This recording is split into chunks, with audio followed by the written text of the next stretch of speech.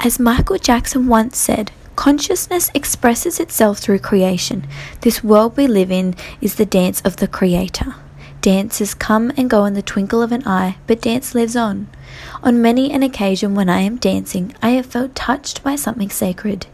In those moments, I felt my spirit soar and become one with everything that exists.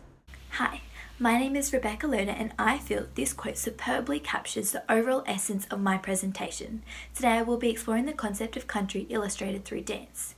It is clear that country is a very relevant and important concept when applied to everyday life, classroom situations, and especially to Indigenous people. This concept builds on their foundation for their culture as they continue to work and grow a strong spiritual connection to their land. This connection, as stated by scholarly author Sandra Stiers, governs their social, economic, and cultural structures. As a result, relationships are formed between traditional knowledge and their interactions with the environment.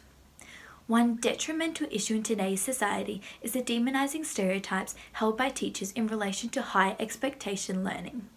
Research does state that Indigenous learners are often disadvantaged in terms of learning opportunities, therefore have lower participation and retention rates. These perceptions and attitudes influence teachers' beliefs and expectations of these learners. Indigenous pedagogical frameworks entail a place-based contextual learning or land as a first teacher. This is an effective method to further engage, catering to a greater diversity of learners and immersing both Indigenous and non-Indigenous students into the world around us. Country is important as it encourages relationality, the central idea that connects us holistically as individuals, not only to the land but everyone else who lives on it. The Bangarra Dance Company showcased a piece in 2016 called Our Land People Stories, which was directed by Indigenous artist Stephen Page. This art form is used to reinvent Indigenous storytelling, demonstrating the vital role that country plays in correlation with indigeneity. This particular excerpt from the performance focuses on the representation of colonial history. The way Page directed this piece expresses Indigenous identity through both a political and personal lens.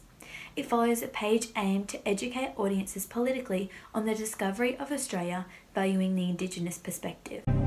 Evidently, this is witnessed by the conflicting relationship between the two dancers, one from an Aboriginal background and the other from a British. It clearly portrays the story of how the Indigenous peoples were here before the British invaded, leaving them to fight through dance for their country. The British colony is portrayed to have the power in the scene by the way the British dancer is positioned higher than the Aboriginal dancer. Aboriginal dance is often romanticised in modern-day contexts. However, the Bangarra performance represents their connection to country in a raw and authentic way. The expression and actions performed by the dancers show the emotional and spiritual connection to their role. Traditional dancing in this case mimics the animals of the land, in particular being hunted for food. For instance, we witness the dancers as they move in unison circling the animal until finally they perform a traditional ceremony once the animal is killed. The symbolism of the body paint and costuming shows the spiritual connection to country, as these elements are traditionally taken from the land.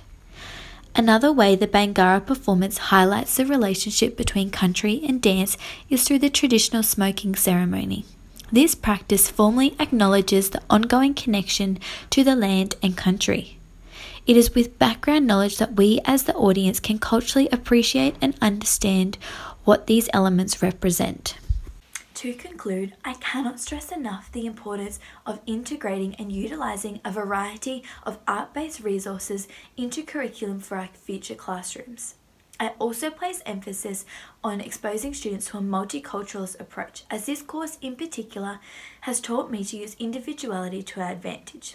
As a result, we are valuing high expectation learning as students find a way to comfortably express themselves. Scholarly writer Banks encourages us to go beyond a contributive and additive approach by incorporating elements of multicultural context on a surface level inclusion, but to extend to a transformative mindset. As a result, we are successfully embedding curricular justice and educating for social transformation. Dance, in this case, is used as an educational art form, challenging stereotypical notions and illustrating the deep connection between Aboriginal culture and country.